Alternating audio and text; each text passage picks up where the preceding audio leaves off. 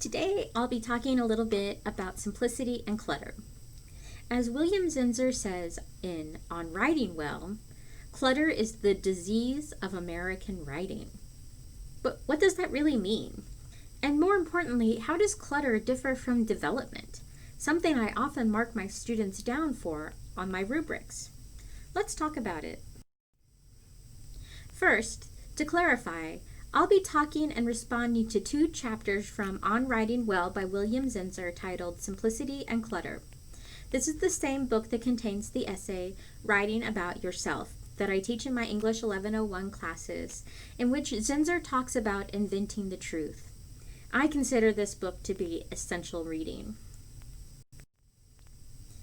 In the chapters Simplicity and Clutter, Zinsser makes some bold claims. Let's look at a few. Clutter is the disease of American writing.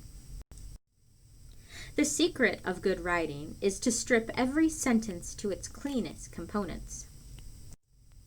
With each rewrite, I try to make what I have written tighter, stronger, and more precise, eliminating any element that isn't doing useful work. Most first drafts can be cut by 50% without losing any information or the author's voice. Again, these are bold claims, but what I think he's really asking writers to do is to read their writing carefully and thoughtfully and reduce the amount of work you're making the reader do. As he says, you want everything in your paper, down to every word and comma, to be doing meaningful and useful work. If it's beside the point, cut it out. If it's repetitive, cut it out. By now you should have tackled cutting the clutter in The Bloody Gory Slaughter of Rainbow Brite. I hope you enjoyed slashing everything unnecessary from that text. I promise that it was painful to write something that excessively cluttered, by the way. For me, when I edited that paper, I was able to reduce the length of it from 1.5 pages down to a single half page. The new version is so much easier to read. I read the original and the edited versions out loud for my in-person classes, so I can promise you that cluttered version was a mouthful and hard to get through. But as I read the edited version, I realized there was still a lot of work left to be done. It actually needed another round of revision. For instance, that first paragraph had nothing to do with the story of Rainbow Brite, so I should probably consider removing that entire paragraph. Second of all, now that I've removed the clutter, the essay is too short and, quote, lacks development, whatever that might mean. Should I just go in and add a bunch more clutter to get it back up to the 1.5 pages? Of course not. I just need to add dialogue. And maybe explode a couple of moments. I want development that is more interesting, more detailed, more filled with life. I want to use my space wisely and make sure everything in my paper is doing useful and meaningful work. So here's my revision in which I've used the space I've made by removing clutter to do meaningful and useful work, rather than simply fill the space with words. The Slaughter of Rainbow Brite. Rainbow Brite is better than He-Man, I shouted at Travis. She has a magical horse and rides on a rainbow. He-Man doesn't do that. No way, Travis bellowed. He-Man is so strong, he would completely destroy Rainbow Brite. Watch! He grabbed my doll and used He-Man to slam her to the ground. You have joined forces with the evil Skeletor. Die, Rainbow Brite, die! He rustled the toys on the ground together for a few seconds, and we both laughed. Then when He-Man had completely vanquished Rainbow Brite, he lifted the dolls up. He-Man's plastic hand had punctured and ripped Rainbow Brite's cloth skin. My mom is going to get so mad at us, I whispered.